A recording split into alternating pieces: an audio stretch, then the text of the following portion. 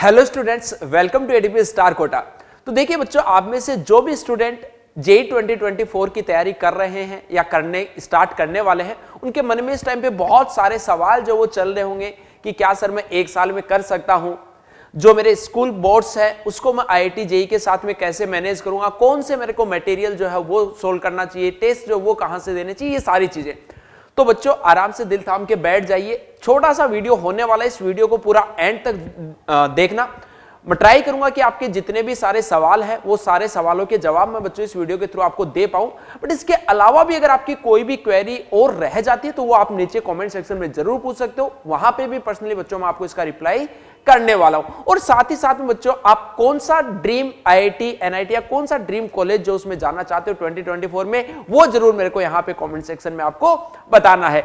तो चलिए यार वीडियो स्टार्ट करते हैं। सबसे पहले अगर हम बात करें कि ऑब्वियसली बात है कि अपने सामने बच्चों एग्जाम डेट जो है उसकी ऑलमोस्ट क्लैरिटी जो वो अपने पास में होनी चाहिए, ताकि अपने को आइडिया लग सके कि इस एग्जाम की प्रिपरेशन के लिए अपने पास में कितना टाइम है। तो यार देखो, सबसे पहले अगर हम बात करें कि जेई मेन के एग्जाम की, तो लगभग क्या है कि जेई का एग्जाम साइकिल जो वो बच्चों अब से वापस पूरी तरीके से ठीक हो जाएगा। तो जेई मेन के और 2 अटेम्प्ट होने के जो वो चांसेस रहेंगे 2024 में। तो जो बच्चों फर्स्ट अटेम्प्ट है वो आप ऐसा मान के चलिए कि जनवरी 2024 के मिड में होने के चांसेस है, और सेकंड अटेम्प्ट जो वो अप्रैल मिड में होने के चांसेस है। और चांसेस नहीं, आप ऐसा मान के चलिए कि इसी टाइम पे ऑलमोस्ट जो वो बच्चों रहने वाले हैं। और अगर हम बात करें वही जेई एडवांस के एग्जाम की, तो वो बच्चों मई का जो भी लास्ट संडे होगा उसको होने के उसके चांसेस है। ओके, तो ये सबसे पहले चलिए बात हो गई एग्जाम की। अब यार देखो, हो सकता है कि आप में से बहुत सारे स्टूडेंट ऐसे हों जिन्होंने तैयारी जो वो एक साल पहले स्टार्ट कर दी थी, बट उनका 11th जो वो बहुत अच्छा नहीं गया, तो अब वो एक फ्रेश स्टार्ट जो वो करने वाले हैं। या फिर हो सकता है कि किसी बच्चे ने पहले तैयारी नहीं की हो, वो अभी तैयारी जो वो स्टार्ट करने वाला है। तो कुछ एक मिस्टेक्स होती है जो बच्चों, जो जनरली जो ऐसा मान के चलिए कि ज्यादातर एस्पिरेंट्स जो वो ये गलतियां करते हैं, क्योंकि हम सालों साल से बच्चों ऐसे एस्पिरेंट्स को गाइड करते हुए आ रहे हैं। तो वो बच्चे जो जिनकी कॉमन मिस्टेक्स जो होती है वो सबसे पहले मैं बता देता हूं, ताकि आपको पहले से पता रहे कि यार ये वाली गलतियां जो मेरे को नहीं करनी। तो यार देखिए, चलिए सबसे पहले बात करते हैं जो सबसे बड़ा यहां पे एक बच्चे जो मिस्टेक करते हैं वो होते हैं रॉन्ग कोचिंग। अब रॉन्ग कोचिंग का क्या होता है, क्योंकि देखो स्टूडेंट्स को पता नहीं होता कई बार कि एक सही कोचिंग को सेलेक्ट करने के क्या क्या क्राइटेरिया होने चाहिए। वो भी अभी आगे आपको मैं बताऊंगा कि किसके बेसिस पे आप कोचिंग जो वो आपको सेलेक्ट करनी चाहिए। क्योंकि यार अगर मान लो कि आपने ये पहला स्टेप होता है, बिल्कुल पहला स्टेप होता है, आप मान लो कि YouTube पे आपने तामझाम देख लिया कि अरे यार इसके तो इतने व्यूज है, इसके बारे में बच्चे ये बोल रहे हैं वो बोल रहे हैं। अगर आपने सिर्फ और सिर्फ इसके बेसिस पे कि ये रिवॉल्यूशन ला रहा है, ये वो ला रहा है, ये बहुत सस्ता है, इन सारी चीजों के बेसिस पे अगर बच्चों आपने कोचिंग गलत सेलेक्ट कर ली, तो आगे की आपकी आधी मेहनत जो वो तो बच्चों यहीं पे बेकार हो जाती है। तो बिल्कुल अगेन वहां पे ये सस्ता महंगा इन सब के ये सब कोई पैरामीटर नहीं है। बट हां, अगर आपको मान लो कि एक सही जगह पे पहुंचना, तो उसके लिए बच्चों सही कोचिंग का सिलेक्शन जो वो होना बहुत जरूरी है। तो कोई भी ये जो इस तरीके के बहकावे के भी सस्ते के चक्कर में आके आपने कोई भी कोचिंग जरूरत ज्वाइन कर ली, तो वो प्लीज मत करना, क्योंकि यार ये आपके करियर का सवाल है, पैसा इसमें ज्यादा इंपॉर्टेंस जो वो नहीं रखता। अगली चीज है ओवर थिंकिंग। अगर मान लो कि आप पूरे साल भर यही बच्चे सोचते रहते हो कि कर पाऊंगा कि नहीं कर पाऊंगा कि नहीं कर पाऊंगा, अगर इसी कसम में रहोगे तो मान के चलिए कि बच्चों नहीं कर पाओगे। तो ये जो भी ओवर थिंकिंग आपकी है, इससे आपको निकलना होगा और आपको सिंपल फोकस करना होगा आपके गोल पे, आपका जो टारगेट है उस पे बच्चों आपको फोकस करना है। इसके अलावा मार्केट में बच्चों बहुत तरीके का स्टडी मटेरियल ऑनलाइन जब से हुआ, तो स्टडी मटेरियल काफी सारा है, हर एक कोचिंग का बहुत सारे बुक्स जो उनके भी पीडीएफ मार्केट में मिलते रहते हैं। सॉरी, तो क्या करते हैं बच्चों को राइट मटेरियल का पता ही नहीं होता कि कौन से मटेरियल जो सेलेक्ट करना, तो आपको सारा मटेरियल जो बच्चों सोल्व नहीं करना, सेलेक्टेड मटेरियल जो वो सोल्व करना होता है। इसके बारे में हम बात करें कौन सा मटेरियल। इसके अलावा हेल्थ, यार आपकी हेल्थ जो है वो थ्रू आउट द ईयर सही होना बहुत जरूरी है। सबसे पहली प्रायोरिटी जो वो आपकी हेल्थ ही होनी चाहिए, है ना। उसके लिए आप क्या क्या कर सकते हो वो भी अभी हम बात करेंगे। बट हेल्थ जो वो आपकी, अगर मान लो कि बीच में अगर 5 दिन भी खराब होती है, तो ऐसा मान के चलिए कि वो 10-15 दिन का आपका स्टडी रूटीन जो उसको पूरा हैम्पर कर देती है, और उसको बच्चों कवर करना वापस बड़ा डिफिकल्ट हो जाता है। इसके अलावा डिस्ट्रैक्शन, या डिस्ट्रैक्शन काफी सारी तरीके की हो सकते हैं, मतलब मोबाइल से रिलेटेड हो सकते हैं। इसके अलावा कई बच्चों को पोर्न एडिक्शंस होते हैं, तो इस तरीके के डिस्ट्रैक्शन होते हैं। या फिर कई बच्चे रिलेशनशिप वगैरह में आ जाते हैं इसी छोटी सी उम्र में ना, ऐसे भी बहुत सारे होते हैं। तो ये इस टाइप के जो डिस्ट्रैक्शंस है यार, इनमें आपको नहीं आना है, क्योंकि ये सब करने के लिए आपके पास में अच्छी खासी लाइफ मिलेगी।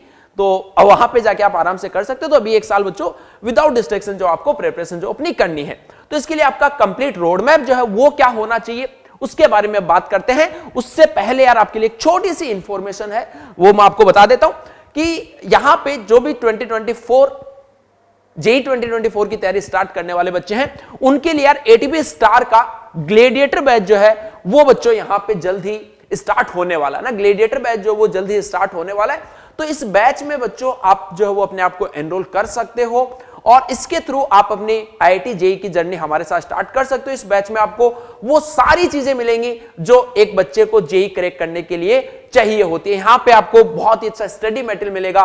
विनीत सर की खुद की गाइडेंस जो है वो इस पर्टिकुलर बैच में आपको मिलने वाली है। मॉक टेस्ट जो है वो आपको इस पर्टिकुलर बैच में मिलने वाले, ठीक है। और भी बहुत सारी चीजें हैं जो जो चाहिए होता है, क्या क्या एक जर्नी में एक स्टूडेंट्स को चाहिए होता है, उसके बारे में बच्चों हम बात करने वाले हैं। तो यार इसका जो इसमें आप डायरेक्टली एनरोल कर सकते हो। लिंक जो वो डायरेक्टली मैंने डिस्क्रिप्शन में दिया हुआ, जल्द से जल्द जाइए और वहां से बच्चों आप इसमें एनरोल कर लीजिए। इस बैच की जो भी डिटेल्स चाहिए वो भी डिस्क्रिप्शन में एक वीडियो का लिंक है, उसको ओपन करके देख लेना। सारी डिटेल्स बच्चों आपको उस वीडियो में मिल जाएंगी। चलिए यार आगे बढ़ते हैं। अब सबसे पहले अगर हम बात करें, जैसे मैंने पहले बोला था कि यार जो सबसे बड़ी मिस्टेक होती है वो होती है कि आपका गलत कोचिंग का सिलेक्शन। तो सही कोचिंग सेलेक्ट करने के क्या क्या पैरामीटर्स जो वो होने चाहिए। तो सबसे पहली चीज गुड टीचर्स। यार आपके गुरु जो है वो उस लेवल के होने चाहिए कि आपको आईआईटी में पहुंचा सके। ऐसे टीचर्स जो है वो आपके पास में होने चाहिए जिनको सालों साल का एक्सपीरियंस है ऐसे स्टूडेंट्स को गाइड करने का, जिनके बच्चे जो हैं वो अच्छी कॉलेजेस, अच्छी आईआईटीज, अच्छी एनआईटीज, अच्छी ट्रिपल आईआईटीज में पहुंच चुके हैं, जो बहुत सारे हजारों एस्पिरेंट्स जो है उनको कोच कर चुके हैं। तो वो आपके टीचर्स जो उनमें ये वाली क्वालिटी होनी चाहिए। उसके अलावा अगला इंपॉर्टेंट पॉइंट है सिलेक्शन रेशियो। क्योंकि यार कई बार क्या होता है कि ऑफलाइन कोचिंग और ऑनलाइन कोचिंग जो वो सिलेक्शंस बहुत दिखाते हैं। जैसे वो दिखा देंगे कि हमारे यहां से 1000 सिलेक्शन हुए, अब वो ये नहीं दिखाएंगे कि उनके यहां पे पढ़ 80,000 स्टूडेंट रहे थे, 90,000 स्टूडेंट रहे थे, उसमें 1000 जो वो क्या है। तो आपको बच्चों यहां पे सिर्फ और सिर्फ नंबर ऑफ सिलेक्शंस पे नहीं जाना है कि किसी पर्टिकुलर इंस्टीट्यूट के कितने नंबर ऑफ सिलेक्शंस है। आपको यह देखना है कि सिलेक्शन रेशियो क्या है। सिलेक्शन रेशियो का मतलब क्या है कि वहां पर कितने टोटल स्टूडेंट्स जो वो उस पर्टिकुलर कोचिंग में पर्टिकुलर ईयर में अपनी प्रिपरेशन करने आए थे और उसमें से कितने स्टूडेंट्स को जो वो सिलेक्शन मिली है। क्योंकि ज्यादातर जगह बच्चों जो टॉपर स्टूडेंट्स होते हैं उन पे सिर्फ और सिर्फ फोकस किया जाता है। जो एवरेज स्टूडेंट होते हैं, जो कि ज्यादातर उसी कैटेगरी के होते हैं जिनमें कैपेबल वो होते हैं करने के, लेकिन फिर भी इंस्टीट्यूट क्या करते हैं, टॉप बच्चों पे ज्यादा फोकस करते हैं, जिसकी वजह से जो स्टूडेंट कैपेबल होता है, थोड़ा सा एवरेज होता है, वो उस लीग से बाहर हो जाता है। तो आपके साथ में ये गलती जो बच्चों आपको नहीं करनी है। अगली चीज है गाइडेंस। काफी सारी जगह बच्चों मतलब कोचिंग का मतलब होता है कि आपने उनको फी पे कर दी, वो आपको अच्छा कंटेंट देंगे, अच्छा आपको पढ़ाएंगे। अब आप पढ़ रहे हो तो आपकी मर्जी, नहीं पढ़ रहे हो तो आपकी मर्जी। अगर आपसे नहीं हो पा रहा है तो वो आपकी जिम्मेदारी है, कोचिंग का उसमें कोई लेना देना नहीं होता। लेकिन बच्चों एक रियल कोचिंग, रियल गुरुज का मतलब यह होता है कि लगातार आप अपने टीचर से लगातार कांटेक्ट में हो, लगातार आपके टीचर्स, आपके डायरेक्टर जो वो आपको यहां पे गाइड कर रहे हैं। कभी भी अगर कोई छोटी सी भी अगर आपको प्रॉब्लम है तो आप बिना किसी हिचकिचाहट के डायरेक्टली उनसे गाइडेंस जो वो ले सकते हो। इस टाइप का एटमॉस्फेयर जो यार आपकी कोचिंग में होना चाहिए। इसके अलावा क्रेडिबिलिटी, मतलब ऑब्वियस सी बात है, जो प्रीवियस ईयर्स में जो स्टूडेंट्स, कितने स्टूडेंट्स जो वो वहां से निकले हैं, कितने स्टूडेंट्स का वहां उस पर्टिकुलर कोचिंग के लिए पॉजिटिव फीडबैक है, वो उसकी बच्चों क्रेडिबिलिटी जो है उसको शो करता है कि उसके नंबर्स जो है वो क्या है, उसका बेसिकली फीडबैक जो है वो बच्चों कैसा है। तो यार ये सारे पैरामीटर्स होते हैं एक सही कोचिंग को चूज करने के। तो इन चीजों का प्लीज ध्यान रखिए, किसी फ्रॉड के चक्कर में आपको नहीं फंस जाना है। अगली जो चीज आती है रोड मैप के अंदर, जो अगली अगर हम बात करें टाइम मैनेजमेंट, सबसे बड़ी प्रॉब्लम बच्चों की जो होती है वो टाइम को मैनेज नहीं कर पाते। क्योंकि यार देखो सारे बच्चों के पास ही जो एक दिन में जो टोटल नंबर ऑफ आवर्स है वो तो 24 आवर्स ही होते हैं। ऐसा तो है नहीं किसी बच्चे के पास में ज्यादा है, किसी बच्चे के पास में कम है।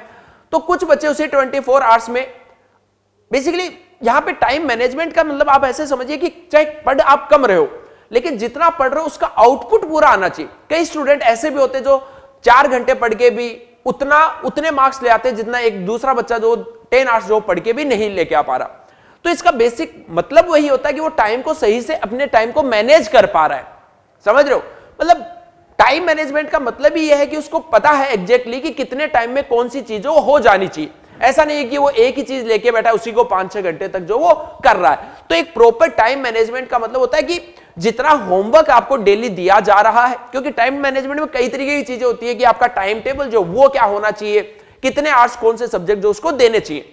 बट यहां पे बच्चों मैं साइंस के स्टूडेंट्स को हमेशा ये चीज सजेस्ट करता हूं कि आपका टाइम टेबल जो बेसिकली रिजिड नहीं होना चाहिए, आपका कोई ऐसा फिक्स नहीं होना चाहिए कि ये 8 से 10 में मैं फिजिक्स ही पढ़ूंगा, मैं 10 से 12 में केमिस्ट्री ही पढ़ूंगा। नहीं, आपका यार आपका जो टाइम मैनेजमेंट है वो बेसिकली टाइम डिपेंडेंट नहीं, गोल डिपेंडेंट होना चाहिए। आपके जो टास्क है वो डेली के डेली कंप्लीट होने चाहिए। चाहे वो टास्क को कंप्लीट करने में अगर मान लो आपको 5 आवर्स लग रहे हैं तो 5 आवर्स की स्टडी सफिशिएंट है, बट उसी को करने के लिए अगर आपको 10 आवर्स लग रहे हैं तो आपको 10 आवर्स पढ़ना पड़ेगा आपके पास में, इसके अलावा कोई ऑप्शन नहीं होना चाहिए। तो आप अपना टाइम जो इसके अकॉर्डिंग मैनेज कीजिए कि आपका जो क्लास में आज जो भी कराया गया है आपकी कोचिंग में वो आप जाके उसको रिवाइज करो। इसके अलावा जो आपको होमवर्क दिया गया है वो होमवर्क आप जो वो कंप्लीट कीजिए, और उसके अलावा अगर आपका पुराना कोई बैकलॉग है तो ये आपको कवर करना है। तीनों सब्जेक्ट्स में आपको यही चीज करनी है। अब उसके लिए चाहे कितना ही टाइम लगे वो टाइम जो बच्चों आपको देना पड़ेगा। चलिए यार अगली नेक्स्ट अगर हम बात करते हैं कंसिस्टेंसी की, यार काफी सारे स्टूडेंट जो है वो क्या करते हैं कि मतलब जो अपनी प्रिपरेशन स्टार्ट करते हैं वो तो काफी जोश में करते हैं, तोड़ देंगे फोड़ देंगे, ये कर देंगे वो कर देंगे, बट थोड़ा सा टाइम गुजरने के बाद में किसी भी वजह से हो सकता है कि वो डिस्ट्रैक्शन की वजह से या डिमोटिवेट होके उतने कंसिस्टेंट जो वो नहीं हो पाते। कभी आज पढ़ लिया, कल नहीं पढ़ा, फिर लगातार 5 दिन, क्योंकि बच्चों को कई बार क्या लगता है कि अगर मान लो कि वो 1 वीक से लगातार पढ़ रहे हैं तो उनको ऐसा लगता है कि यार अगर एक दिन में नहीं पढ़ूंगा तो क्या ही हो जाएगा। लेकिन बेटा ये जो जेईई की प्रिपरेशन है जो कि मतलब इंडिया का सबसे टफेस्ट एग्जाम है, ये एग्जाम ही ऐसा है कि अगर इसमें आपने एक दिन भी स्टडीज नहीं किए तो आप ऐसा मान के चलिए कि बहुत सारे एस्पिरेंट्स आप बहुत ज्यादा पीछे छूट गए हो। तो आपको कंसिस्टेंट रहना बहुत जरूरी है। अब कंसिस्टेंट रहा कैसे जाएगा, तो उसके लिए ऑब्वियस सी बात है कि आपकी हेल्थ जो है वो सही होनी चाहिए। अगर हेल्थ खराब हो गई तो कंसिस्टेंट नहीं रह पाओगे। दूसरा, आपको डिस्ट्रैक्ट नहीं होना किसी भी चीज से, है ना। जो चीजें मैंने आपको बताई दी स्टार्टिंग में उन सब चीजों से आपको डिस्ट्रैक्ट नहीं होना। अगर डिस्ट्रैक्ट नहीं होगे तो आप कंसिस्टेंट रह पाओगे। इसके अलावा कई बार आपका माइंड जो वो डाइवर्ट हो जाता है, आपका माइंड जो उसको कई तरीके की कई मतलब उलझनों से घिर जाते हो। बेसिकली आप हो पाएगा या नहीं हो पाएगा, किसी दूसरे स्टूडेंट को देख लिया कि यार इसके तो मार्क्स इतने आ रहे हैं मेरे इतने नहीं आ रहे, है ना, और डिमोटिवेट हो गए इन सब चीजों से। तो इनका देखो सिंपल सा ये रूल है कि आपको अपनी प्रिपरेशन जो उस पर फोकस करना है। आपका कंपटीशन जो वो खुद से होना चाहिए। आपका आने वाला कल जो है वो आपके आज से बेहतर होना चाहिए। आपको आज जितना आता है उससे ज्यादा आपको आने वाले कल में आना चाहिए। ये सिंपल से फंडे हैं। इसके अलावा जो बाकी की चीजें हैं जैसे और डिस्ट्रैक्शन आपको अगर किसी और टाइप की चीजों से हो रहे हैं तो उसके लिए आप डेली के 15 to 20 मिनट्स जो वो योगा और मेडिटेट कर सकते हो अपनी कंसिस्टेंसी जो उसको बरकरार रखने के लिए। सॉरी, अगली जो इंपॉर्टेंट चीज आती है कि सिलेबस जो वो आपका कब तक कंप्लीट होना चाहिए। जैसे जनवरी तक बच्चों आपका जनवरी में मान लो कि अगर आपका एग्जाम है तो इसका ऑब्वियस सी बात है कि आपके पास में लास्ट में रिवीजन जो है उसके लिए भी सफिशिएंट टाइम जो वो बचना चाहिए। तो इसका मतलब आप इसके अकॉर्डिंग लगा सकते हो कि यार आपका जो 11th प्लस 12th दोनों का जो कंप्लीट सिलेबस है वो बच्चों नवंबर एंड तक आपका अपना कंप्लीट होना चाहिए। इसके अलावा स्टडी मटेरियल की बात करें तो यार देखो स्टडी मटेरियल में बेसिकली क्या होता है कि लिमिटेड करें, मतलब इतना स्टडी मटेरियल कर ले जिससे कि हर एक पर्टिकुलर कोई चैप्टर है उसमें हर एक टाइप की प्रॉब्लम जो वो आप उनकी अच्छे से प्रैक्टिस कर पाओ। जैसे मैंने आपको यार एडीपी स्टार का ग्लेडिएटर बैच जो बताया था जो जल्दी स्टार्ट होने वाला है, इसमें एक बहुत ही अमेजिंग सा यहां पे माहौल रहता है। स्टडी मटेरियल में मान लो कि मैं इसके बारे में आपको बताऊं तो सबसे पहले यहां पे क्लास सीपीपी होती है, जो ऐसा मानिए कि एडीपी स्टार ही इस कॉन्सेप्ट को लेके आया। इसमें बेसिकली यार क्या होता है कि आपको क्लासरूम में जो इलस्ट्रेशन करवाए जाते हैं उनको क्या होता है, क्लास में इलस्ट्रेशन अगर टीचर बोल के लिखवाता है तो उसमें काफी टाइम वेस्ट होता है। तो इसमें पहले से आपको ये सीपीपी जो है वो मिलेगी। तो टीचर जब आपको ये क्लास में करवाएगा उसके साथ साथ में आपको भी प्रैक्टिस करने के लिए जो वो टाइम टीचर्स देंगे। तो इसका मतलब है कि आपकी काफी सारी प्रैक्टिस जो वो तो क्लास में टीचर के साथ साथ ही होती रहेगी। इसके बाद ये करने के बाद में आपको होमवर्क जो उसके लिए बच्चों डेली की daily DPP daily practice problem जो वो आपको मिलेंगी, जो आपका होमवर्क रहेगा जो नेक्स्ट डे बच्चों क्लास में डिस्कस किया जाएगा। इसके अलावा एमपीपी होगी, ये बेसिकली एक पर्टिकुलर चैप्टर की मिक्स्ड प्रैक्टिस प्रॉब्लम्स होती हैं, तो वो उस चैप्टर के साथ साथ में जो वो आपको करते रहने होती है ताकि मिक्स्ड कॉन्सेप्ट के क्वेश्चन जो वो भी आप सोल्व कर पाओ। तो आप देख पा रहे हो कि यार ये जो आपका ग्लेडिएटर बैच है वो कितना बेहतरीन तरीके से पूरा का पूरा ऑर्गेनाइज किया हुआ है। चलिए अगली बात करते हैं हम गाइडेंस की। तो यार ये जो अगेन मैंने आपको बताया था गाइडेंस का बहुत इंपॉर्टेंट रोल होता है। कई बार क्या होता है कि बच्चे जो अच्छा कर रहे होते हैं लेकिन थोड़े टाइम बाद वो डिस्ट्रैक्ट हो जाते हैं या जो भी वजह रही होती है, बट वो उतना अच्छा नहीं कर पा रहे होते। उस टाइम पे उनको एक जरूरत होती है रियल गुरु की, जो उसका हाथ पकड़ के उसको सही डायरेक्शन में, सही रास्ते पे लेके आ सके। और यार ऐसा ही काम हमारे यहाँ एटीपी स्टार के हर एक बैच में होता है। तो ऑब्वियस सी बात है आपके ग्लेडिएटर बैच में भी होने वाला है। यहां पे यार आप सब लोग जो वो विनीत खत्री सर को बहुत अच्छे तरीके से जानते होंगे, जिन्होंने सालों से पता नहीं कितने सारे स्टूडेंट्स को गाइड किया, कितने सारे स्टूडेंट्स को कोच किया है, कितने सारे स्टूडेंट्स को उनकी ड्रीम कॉलेज जो है उसमें पहुंचाने के लिए गाइड किया है। तो यहां पे यार विनीत सर आपकी हेल्प करने के लिए भी इस पर्टिकुलर बैच में आपका साथ देने वाले हैं। यहां पे आप अपने सवाल जवाब जो वो इनसे पूछ सकते हो, इसके अलावा खुद भी आपको ये जो गुरु ज्ञान टाइप की चीजें लगातार बच्चों इस पूरी जर्नी में आपको देते रहेंगे। चलिए उसके अलावा यार लास्ट पॉइंट की अगर हम बात करें, जो सबसे बड़ा कंफ्यूजन होता है कि सर बोर्ड्स जो है उनको कैसे मैनेज करें। तो यार देखो, सबसे पहली चीज तो मैं आपको बताऊं कि जिस बच्चे की जेईई की प्रिपरेशन अच्छी चल रही होती है उसको बोर्ड्स की टेंशन वैसे भी लेने की जरूरत नहीं है। ऑब्वियस सी बात है कि 75% अगर आपको स्कोर करना है तो बोर्ड्स के लिए भी प्रिपेयर रहना पड़ेगा, है ना, बड़ी जाहिर सी बात है। तो चलिए मैं आपको बताता हूं। सबसे पहली चीज तो यार देखो, जेईई और बोर्ड के सिलेबस में बहुत ज्यादा डिफरेंस नहीं होता। बोर्ड में जितने भी चैप्टर्स होते हैं वो ऑलमोस्ट सारे के सारे जेईई में भी हैं। इसके अलावा जो बोर्ड में कॉन्सेप्ट है वो सारे के सारे जेईई में भी इंक्लूड है। ऑल्दो ऐसा हो सकता है कि जो जेईई में वो बोर्ड्स में नहीं है, बट बोर्ड में जितने वो तो सारे के सारे जेईई में ही है। अब अगर आप जेईई की प्रिपरेशन कर रहे हो, वहां पे अगर आप बेसिक से चीजें सारी की सारी एडवांस लेवल तक पढ़ रहे हो, तो उसके बीच में आपका बोर्ड ऑटोमेटिक जो वो कवर हो चुका है। लेकिन जो स्टूडेंट ज्यादातर फंसते हैं, जो ज्यादातर गलती करते हैं, वो क्या करते हैं कि वो पूरे साल भर जेईई की अच्छी प्रिपरेशन करते हैं, बोर्ड की एनसीईआरटी जो उसके भी बीच बीच में सवाल लगाते रहते हैं, लेकिन फिर भी मार्क्स नहीं आते। क्यों नहीं आते? क्योंकि उनको लिखने की हैबिट नहीं होती है, क्योंकि उनको जेईई के अकॉर्डिंग ऑब्जेक्टिव क्वेश्चन जो सोल्व करने की हैबिट पड़ जाती है। तो आपको सिंपली क्या करना है कि थोड़े थोड़े टाइम में आप मंथली 2 टेस्ट जो वो दे सकते हो, बोर्ड के स्पेसिफिक बोर्ड के मॉक टेस्ट जो बच्चों आपको देने हैं, जिसके अंदर 3 घंटे तक बैठ के आप प्रॉपर्ली जो है हर एक क्वेश्चन को पूरे एक्सप्लेनेशन के साथ में लिखोगे।